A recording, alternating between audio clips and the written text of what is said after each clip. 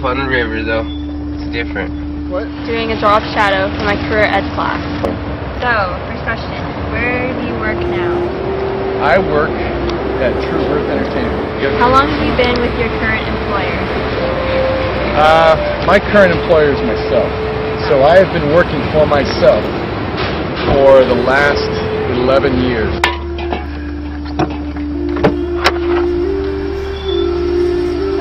Hey, how's it going? This river puts the hook in you right when you come down.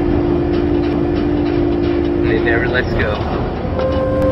What is your specific job title? And what is your job description? My job title is basically business partner. I'm in partnership with another guy who shall remain nameless. But my job description is everything it takes to go out and find interesting people and film them, and then take the footage that we film and turn it into something that's interesting enough for a network to buy, and everything that goes along with that. I don't have a step-by-step job description, because if I did, it would probably be about 40 pages long. So I wish I could be more specific, but really the simple steps are find creative people, get them to give you permission to film them,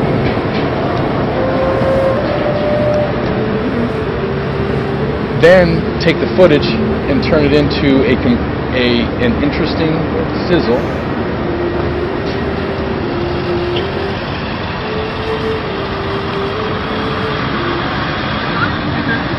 and then convince somebody to buy it and turn it into a TV show. They called it Ichiwana. That's in Yakima. It means river. It means like this river right here.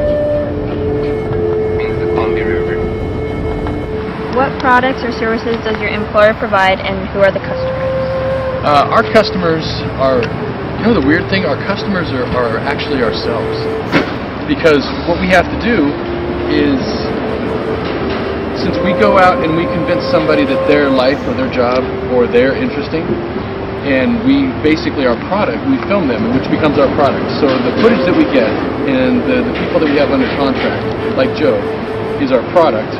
And our customer, I guess our customer would be a network. I take that back. It's not really ourselves. Our customer, our product is the people that we get under contract, the footage that we shoot, and our customers are in television networks.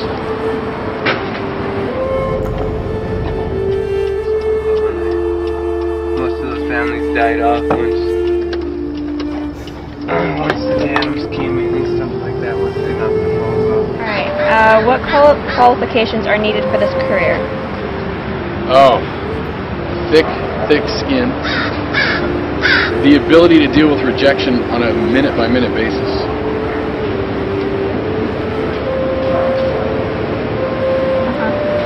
The ability you have to be self-motivated. And there's a saying that goes like this: champions are self-motivated, always. They don't need a coach, they don't need anybody, all they need is, they just have something inside of them that you're not going to quit. That's what you have to have with this job, because you're going to run out of money. You're going to run out of people to film. You're going to run out of people you want to talk to. So you have to never listen to those people. And so that means that 99% of the people you talk to will tell you you're going to fail.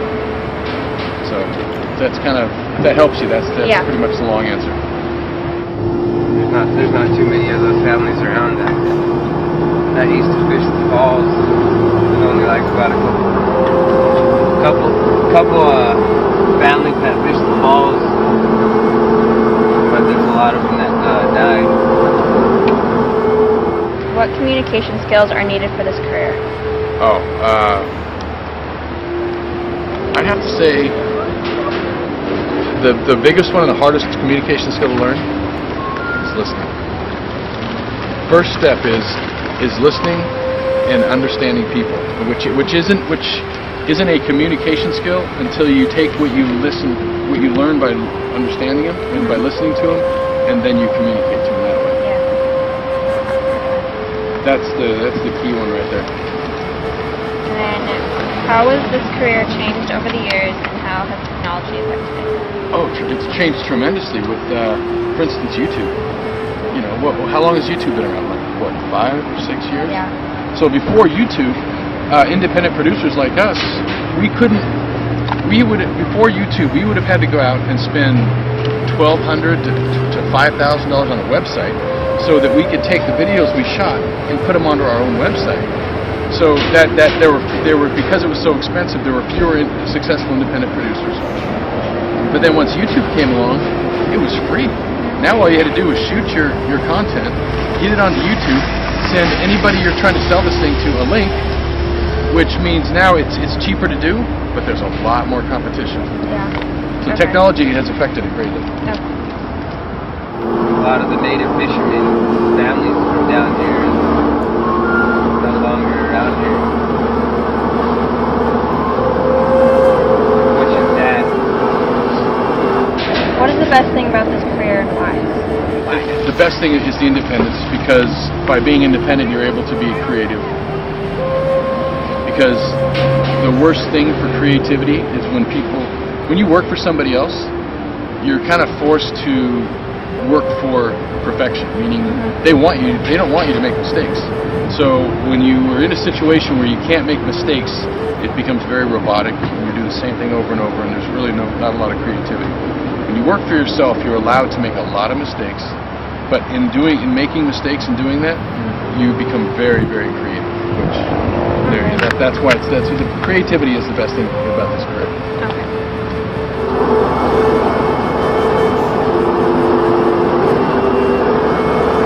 It's crazy. What is the worst thing about this career? Very unstable, very unstable financially, and I mean that with a capital V. Very financially unstable. You have to be very willing to pretty much, live or die for what you believe in. What was the first paying job you had, and how did it help with your current career? Oh, I can tell you exactly. Okay, so in Camas, Washington, there's right as you drive into Camas on 6th Street, there's a place called Nick's Deli, and it's right before you get to the mill. And my first job was working there for the owner, sweeping the parking lot, and he paid me in beer shirts. And the reason that job was helpful for me now is because I had to convince him. First thing I went in there to ask for a job, and I wanted a job that paid me money. Yeah. And he just told me, no, I can't. I'm not going to pay to sweep the parking lots or do anything else. And the only thing he was going to pay me money to do was clean out his coolers, which underneath the coolers, there's water drips, and you got to clean it out. It's really disgusting. Yeah. Even for a guy, it's disgusting. And I said no, and he went. And so I said, what I will, I'll sweep your parking lots, and I'll keep your garbage is empty. And he goes, I'll tell you what. And they used to have shirts. They'd have the distributors that he bought beer from. He'd give them these shirts. And I said, well, I want. You can pay me in shirts. So the ability to communicate when I was 13, and he told me no, he couldn't hire me. And so I kind of communicated with him got to the degree that I got to the point that I had a job that I wanted, and I was getting cool shirts. So I was going to school, and imagine going to school right now, wearing a shirt with a beer name on it. Well, when I was that age, I was cool because I had a shirt with a beer name on it, and I'd get in trouble when I go to school, which I thought was cool. So I learned two things. I learned how to communicate with somebody, and I learned how to make authority people very mad at me and get away with it.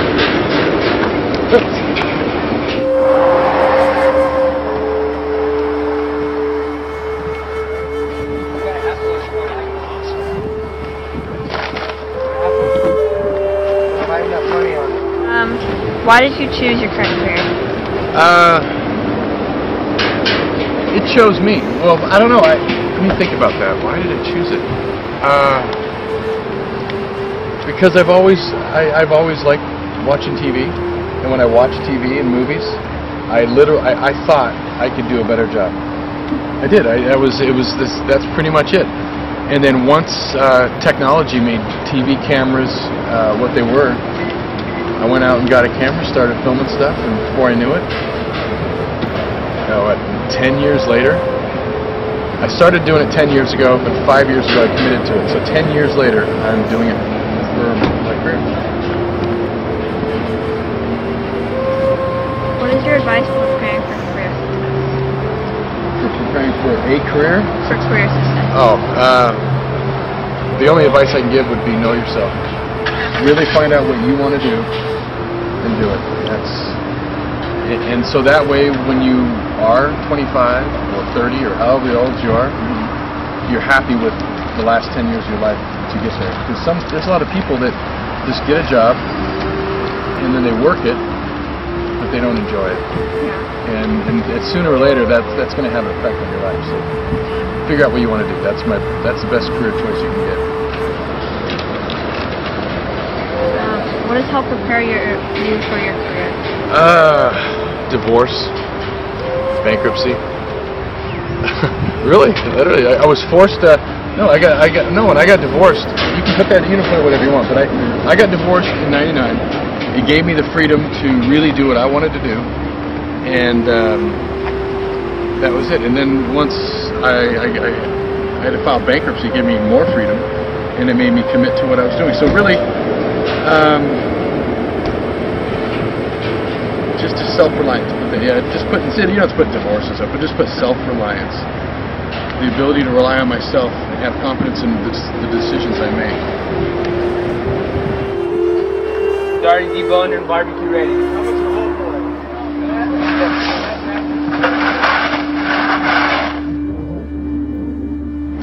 What do you do on a typical work day? A lot of phone and emails. Phone, internet, email. And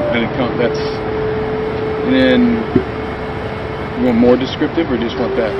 Because basically it's talking to production companies, talking to networks, and then calling people like this that I think would be interesting content to film. So it's a combination of finding projects to film, talking to networks, talking to production companies. They're nice. Heard about Joe. There you go. Yeah. 15. In what ways do you find your career satisfying? Every way. Every single way. There's literally, once again, because I'm happy and I know this is what I want to do, there's, even on the worst day, when we live, for instance, we lost a show a while back. They just decided they didn't want to do it. Yeah, that was a bummer, but in no way was it was still satisfying because I learned something and I moved on. So I would put in every way possible I'm satisfied. Okay, 2 more questions. Pros and cons of your job. Pros, financial instability. Or no, con. That's a con. I'm sorry. Pro is positive. What am I thinking? I'm sorry. He's like, what kind of a answer is that for a pro? I love being broke. Okay, so obviously that is a con. That's the only con. Financial instability, and then a pro is creativity and independence. Those are the pros, and that because that's really the catalyst for everything is being independently creative.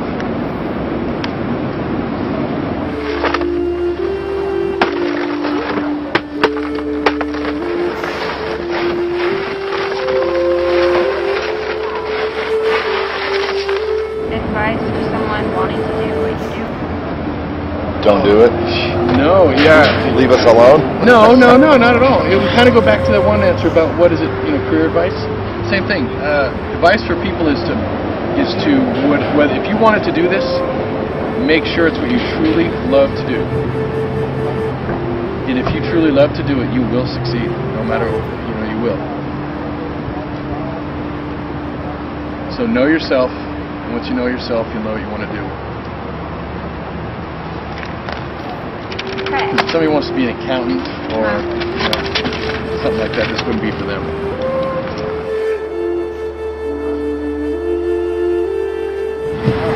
So basically, about 80% of what I do.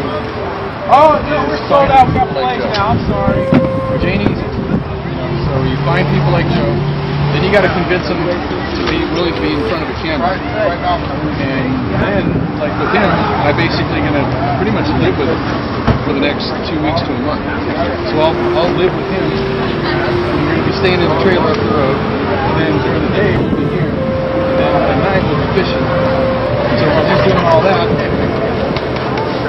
I'll be filming him. So I'll get done, and as we're filming it, then I'll hand off footage to my partner. And then he'll take it back, he'll download it, convert it all, because what I do, what have we got here? I shoot everything on a tape. Because if I took this camera right now and threw it on the ground and shouted it, this would still be good. But if you took that camera on the ground and didn't shout it, you'd have no footage. So that's why I always shoot on tape. So then what I do is I hand this to him, he takes it back to the office. He converts this into digital, and then through the software we have, then we can go through and edit it. So basically we shoot, convert, edit.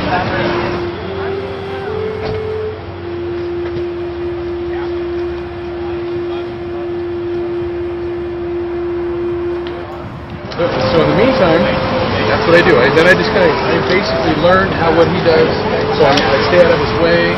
And I'm able to get as much footage as I can without interfering with what he does. He'll sell all day, and then he'll fish all night, and then for the next 5 months. Because while the salmon are running, you got to get the fish out of the river, get them up here, get the people to sell it, to buy them. So from now until October, this is his life. He basically lives out of his truck while we're here living out of his trailer. And then once he gets the fish, then it's kind of a competition with these guys, because they got fish too, so they're all trying to sell it. There's only so many people walking up. So Joe's got to jump out here, they've got to jump out there, get the attention,